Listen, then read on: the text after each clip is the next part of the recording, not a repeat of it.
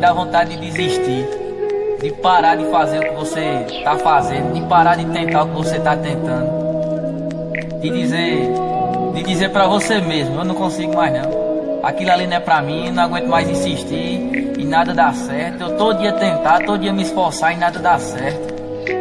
Mas é nessas horas aí que nós temos que manter nossa fé de pé. E ter fé para nós superar esse tempo ruim. Que tudo na vida passa. Assim como o bom acaba, o ruim também um dia acaba. Temos que acreditar positivo, nós temos que pensar positivo.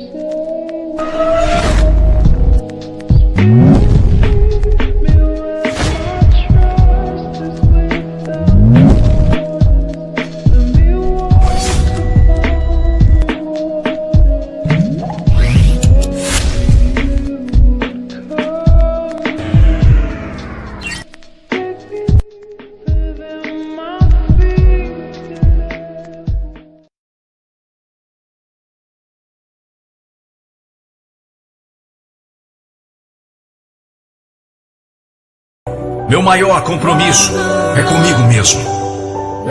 Hoje não é o dia de desistir. Não é o dia de sentir medo.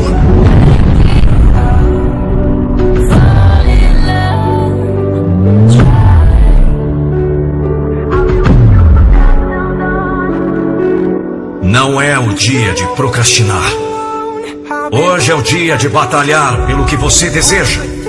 Porque se você não fizer isso, quem fará por você?